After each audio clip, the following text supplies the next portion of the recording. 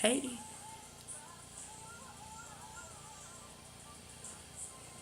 I think I should just patent, trademark, copyright, awkward YouTube beginnings. I think that's what I should do. I should just copyright it. And no one else can be as awkward as me. Ha ha. Ha. This is my secret plan all along.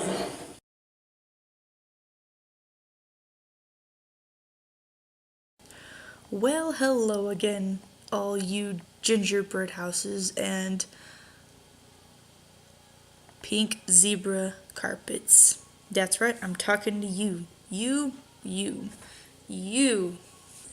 I am Spark the Transginger, and this is Max, my business partner and best friend. If you've come from DeviantArt to watch my YouTube videos, then you will know of Max. As for other people who are not aware of my DeviantArt ness, it means nothing, I suppose. He's just a random thing, but if you follow my DeviantArt, you would understand.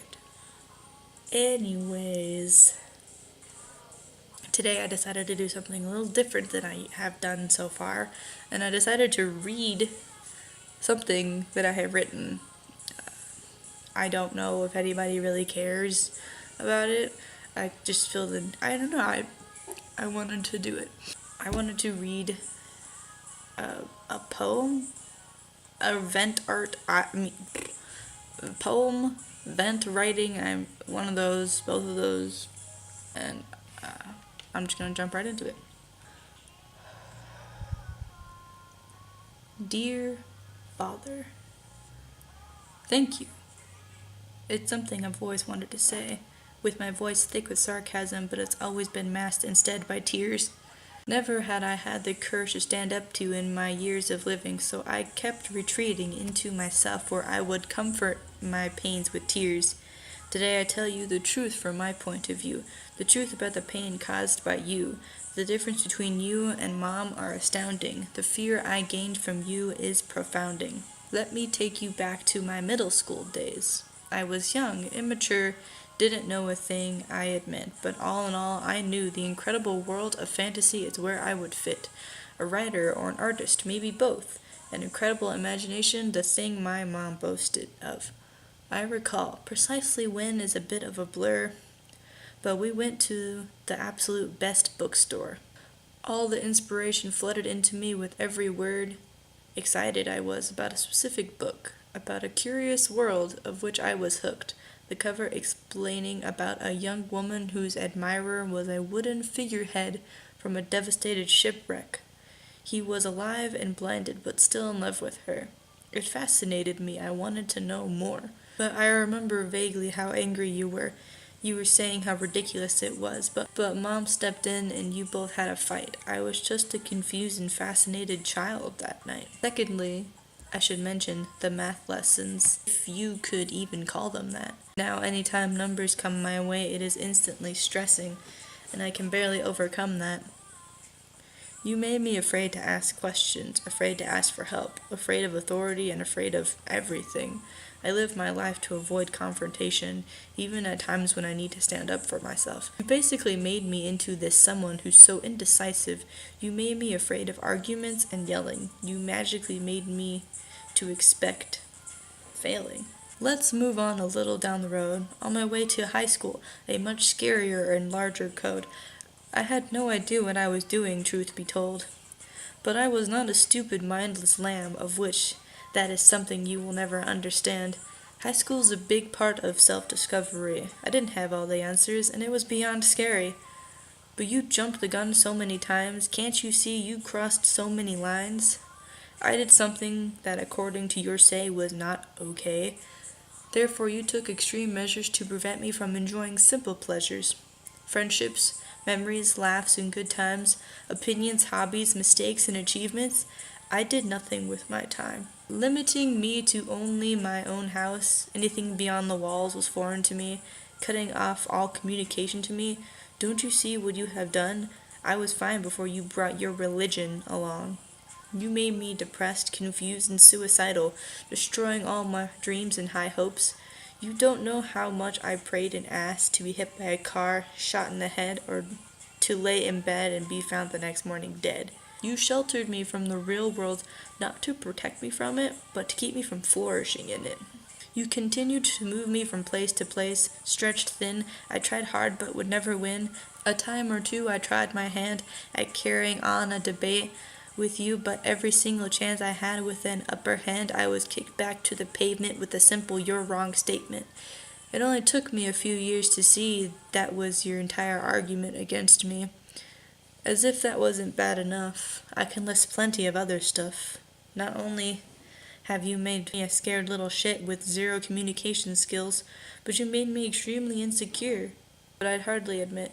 I noticed amongst my peers they gained something which took years for me to understand, that the mere concept of telling people your opinions shouldn't be this hard.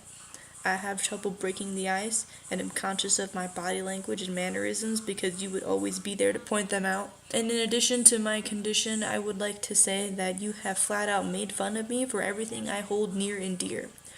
All my passions are just targets for you to hark at. My alien species, a project I will be working on for years with my own hands. You said when I was describing the landscape that it was an Oompa Loompa land. You regularly tease me and mock me for my interest with anime and My Little Ponies and furries, and a couple years after I had left the nest, you still continue to mock me again. One night when the family came to visit, I was living with your parents, still settling in. We all went to dinner, a regular thing to do, just like me being a target for you. I was excited about the intriguing new things I had heard about space. Could you not see the smile on my face? It was a new passion that I wanted to pursue, and yet you shot me down like a sick animal in the zoo. You rebuffed my words, calling it absurd, practically calling me stupid in front of the entire family, mocking me, resorting to using childish taunts. Definitely, the worst of all is you subconsciously trained my brother to follow in your shoes. My brother is a younger version of you, and it kills me to see. I hope you don't plague the other two. In my latest quarrels with you, you continue to prove how caught up in your own beliefs that you obviously can't see that the world has evolved past most of that, claiming that you've been remissive to show me that you're proud of me. Who the hell does that to their child? It shows me that you're lying through your teeth, which reminder is a sin, that you have no pride in me at all. Saying that I'll be truly happy when I break free. Of what? My own body? If that's the case, then yes, that's what I've been trying to say. But I know you mean from my sin. For the record, I don't see any destructive choices. I don't see what you call choices at all. In case you forgot or refuse to believe, trans and gays are not a disease. Your methodology is false. The only correct fact you have impact is God. But I digress, which is probably for the best. All this will cause is more reasons for you to stand on your soapbox. Ongoing lectures that just stab me in the chest. Do you not see I am working my hardest to prove I'm better than any name you have ever called me? Why can't you actually be proud of me? I had to learn how the real world works on my own because instead of teaching me, you were preaching to me how wrong I was for reaching for my own freedom, which you claim to be selfish. Looking back, none of the things you claimed make any sense. You succeeded in making me believe everyone thinks like you, hence why I am afraid of revealing my truths. Claiming people will abuse me, disrespect me, discriminate against me, beat me with stones for just simply existing. What lies you have told, what lies I was sold. In my years of living out, only have I crossed a handful of people who have behaved so rudely because of the truths of me. Compared to the hundreds I have met and continue to meet, the ratio is eye-opening. In summary, I have barely overcome the fear you have ingrained in me. The very hatred in myself you created still hung over me. But I am still young. Perhaps I will overcome it, and when I do I will go to you and say thank you, thick with sarcasm, for I have finally crossed the chasm.